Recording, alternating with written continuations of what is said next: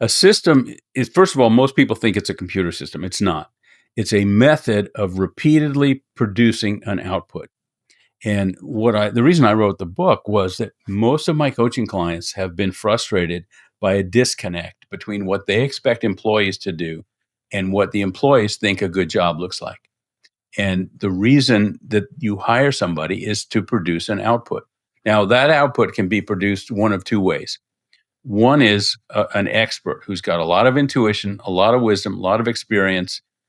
I call that grandma in the kitchen with no recipe. Makes great food, but it's not scalable.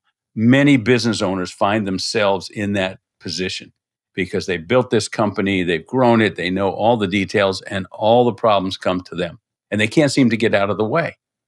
The other way that an output is produced is with what I call a system. So that's something that's repeatable. It's got a trigger. It's got a transformation. There are documented processes.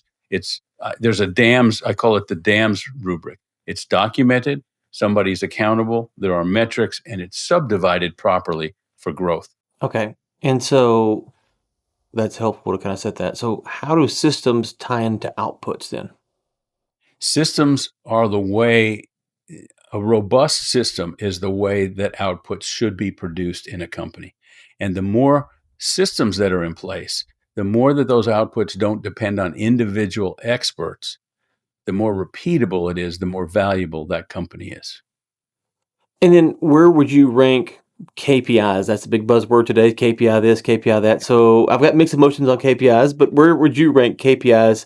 So you got systems, you got outputs, and then where do KPIs fall in?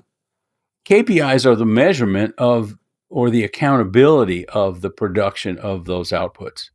Now, and that's KPIs are not dependent on how that output is produced.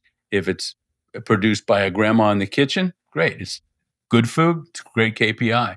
If it's produced by a system, which is what you see in restaurants, where you have sous chefs and line cooks and people doing different things, but it all produces the same thing. One is more scalable than the other. If it's your business, one is more valuable than the other. You mentioned in your book the E Myth, which I read a long time ago, and then you mentioned restaurants. And as I've been thinking about, I was reading through your book, I don't know, a couple months ago, 2 months ago, maybe. Anyways, restaurants came to mind because so much of what they do is, as you just mentioned, there's a certain type of person for this and for that and for that and for that. And a traditional business, we might say, doesn't think about it like that. But that's kind of backwards, right? Because they're not really going, oh, well, what is this person supposed to be doing? And I thought you did a good job in the book of starting with the job description.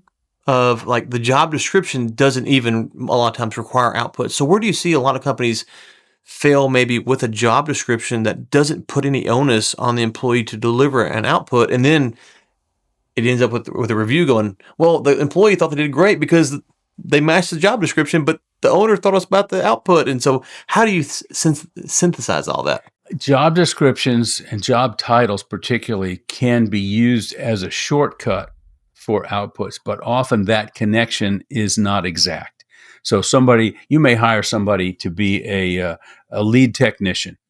Let's say you have a plumbing company and you've got a bunch of plumbers out on the road. That's a title, but that doesn't say how many jobs they need to be accountable to do, how quickly they need to be accountable for them, what authority do they have if they need to order new parts or whatever. So all those little things in there, those are the outputs. And those need to be defined properly if you're going to scale a company. What many business owners get, I don't want to say in trouble, but it works when they're the owner and they're there. But if they want to sell the company, it needs to not depend on them for the buyer to be able to pay more. The buyer, and also if they want to hire a president or a CEO or whatever, and for someone an operator to run the company, then you're kind of saying, hey, run this thing, but what is Bob or Tammy supposed to do? Well, I know, but it's not really documented anywhere. Yeah. So the definition, the clear definition of outputs leads to the ability to document how those outputs are produced, which leads to better training, which leads to better hiring, which leads to better management. It's all of a piece. The thing I like to say to people who are getting ready to sell their company is your buyer is going to want to buy for the future. They're going to want to change their company. They're going to want to improve the company, but they're going to be looking at due diligence, which is numbers about the past. And the disconnect is, how are those numbers, how have they been produced, and how are they going to be produced when you, as the seller, are no longer on the scene? If you can eliminate a lot of that by restructuring your company before you sell, it's much more valuable. How much do you think, in your experience, this is from people just haven't come across your line of thinking, and so they're like, I didn't know that existed. That was kind of my thought. Like when I read your book, I'm like, oh, this is brilliant. I'm so stupid. Why haven't I thought of this before? But then I wonder how much of it ties to, well, the pride aspect of it. I'm giving up too much control if I do this, and I've seen that from time to time where owners don't want to give up the control to make their life better, easier, because they're afraid of what might happen. Yeah, I don't think that all entrepreneurs are control freaks. There are a few, but most of the time it's because entrepreneurs are intuitive and they're quick and they know exactly when something's going off the rails, but they're not procedural. They're not process oriented. And so they're afraid to give it away because they know somebody else could screw it up.